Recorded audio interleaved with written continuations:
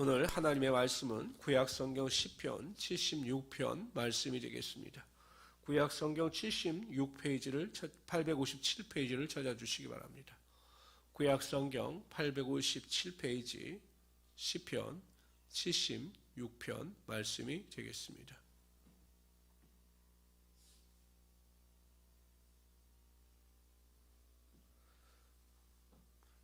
76편은 75편과도 연관이 있습니다. 75편 아삽의 시는 아수르 사헤립 왕이 침공하였을 때 위기 가운데 하나님의 도우심을 갈망하며 지은 시편이 시편 75편입니다. 76편은 아수르 사헤립 왕의 위협으로부터 하나님의 도우심을 받아 큰 승리를 거두고 난 뒤에 지은 시편이 76편입니다.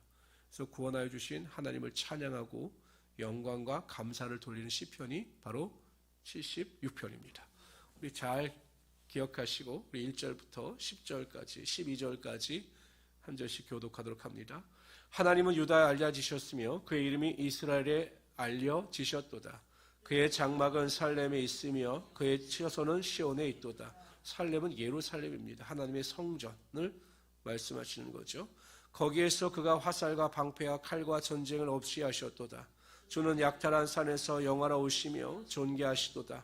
마음이 강한 자도 가진 것을 빼앗기고 잠에 잠길 것이며 장사들도 모두 그들에게 도움을 줄 손을 만날 수 없도다. 야곱의 하나님이여 주께서 꾸짖으심에 병과 말이 다 깊이 잠들었나이다. 주께서는 경외받을 이시니 주께서 한번 노하실 때 누가 주의 목전에 서리이까. 주께서 하늘에서 판결을 선포하심에 땅이 두려워 잠잠하였나니 곧 하나님이 땅의 모든 온유한 자를 구원하시려고 심판하러 일어나신 때로다. 진실로 사람의 노여움은 주를 찬송하게 될 것이요 그 남은 노여움은 주께서 금하시리이다. 10절 좀 내용이 좀 난해하죠.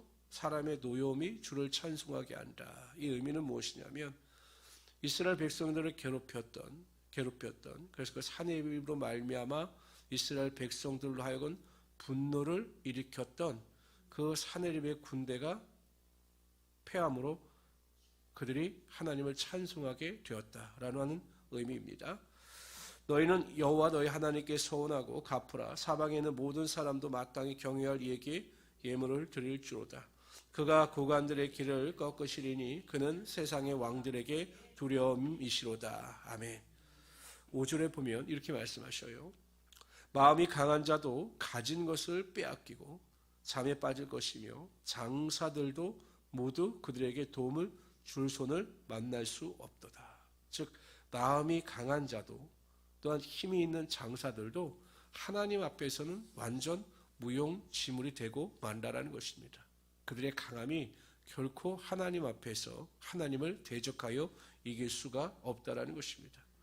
그러니까 여러분 아무리 강력한 아수르 군대라 할지라도 하나님 앞에서는 아무것도 아닌 것이 되고 마는 것입니다. 그들이 기고만장해서 하나님을 대적하고 이스라엘 백성들을 대적했지만 하나님께서 그들을 추풍 낙엽과 같이 패하게 하심으로 하나님의 능력을 나타내 보이셨다라는 것입니다. 그렇죠. 여러분 이 세상에서 하나님만을 대적할 만한 피조물은 없습니다. 왜냐하면 하나님께서 이 세상의 주인이 되시고 전지전능하신 만왕의 왕이 되시기 때문에 하나님을 대적하여 하나님을 이길 수 있는 것은 아무것도 존재하지 않습니다. 그러므로 모든 피조물은 하나님 앞에 겸손하여 하나님 앞에 무릎을 꿇고 하나님께 영광을 돌릴 수 있어야 하는 것입니다. 우리 인간은 더 그렇죠. 뭐 하나님 앞에서 어떠한 헛된 자랑이나 교만을 나타내 볼 수가 있겠습니까? 하나님 앞에서는 아무것도 아닌 것이 되고 말기 때문입니다. 그래서 예레미야 9장 23절 24절 이렇게 말씀하십니다. 여호와께서 이와 같이 말씀하시되 지혜로운 자는 그의 지혜를 자랑하지 말라. 용사는 그의 용맹을 자랑하지 말라. 부자는 그의 부함을 자랑하지 말라. 자랑하는 자는 이것으로 자랑할지니 곧 명철의 나를 아는 것과 나 여호와는 사랑과 정의와 공의를 땅에 행하는 자인 줄 깨닫는 것이라. 나는 이 일을 기뻐하노라. 여호와의 말씀이니라. 항상 하나님 앞에서 하나님을 아는 것, 하나님을 믿는 것, 하나님을 사랑하는 것을 겸손하게 자랑하는 자, 그들을 하나님께서 높여주시고 위기 가운데 구원하여 주시며 하나님의 은혜 가운데 인도하여 주실 것입니다.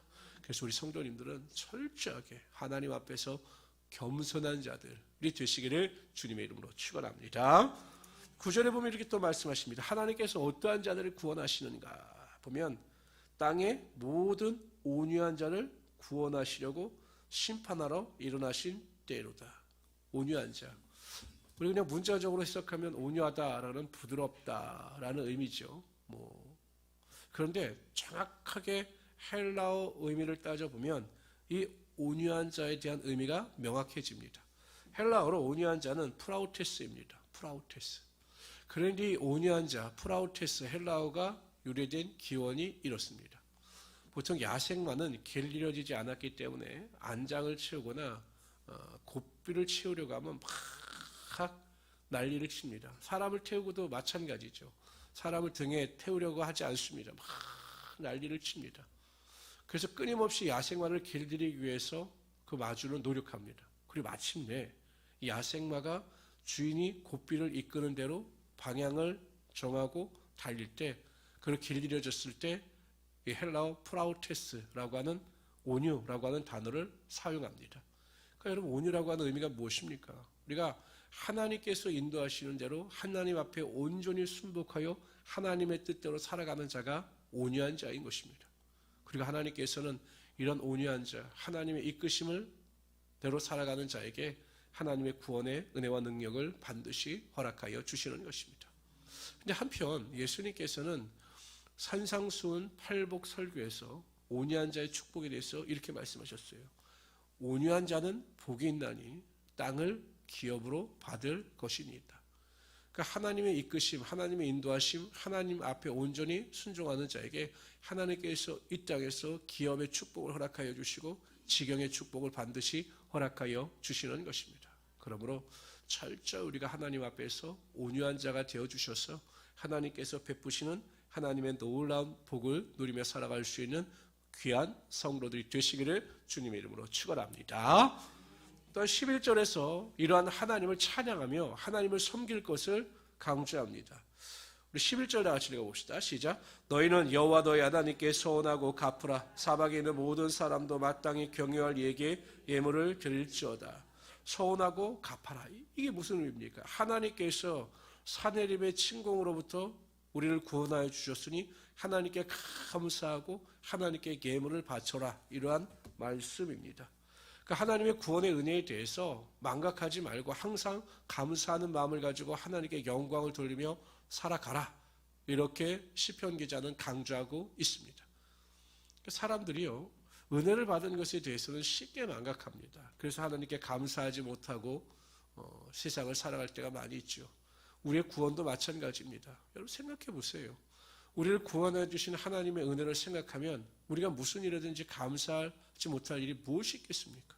아무리 고난을 당하고 환난을 당하고 핍박을 당한다 할지라도 우리가 그 구원의 은혜를 생각하면 항상 감사하고 하나님께 영광을 돌리며 살아갈 수 있게 되는 것입니다.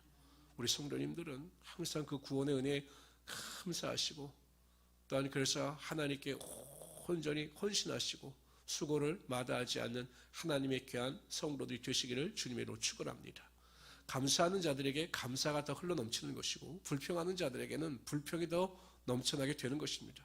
우리가 하나님을 찬양하고 감사하며 감사할수록 하나님의 은혜가 임함으로 더 감사의 삶을 살아갈 수 있게 되는 것입니다. 오늘 일주일이 시작되는데 우리 성도님들 일주일 동안 정말 결심하시고 내가 어떠한 일이 있다 할지라도 하나님께 감사하는 삶을 살아가겠다라고 결정하셔서 감사하는 마음을 가지고 일주일 동안 승리하며 살아갈 수 있는 하나님의 귀한 성도들이 되시기를 주님의 이름으로 축원합니다.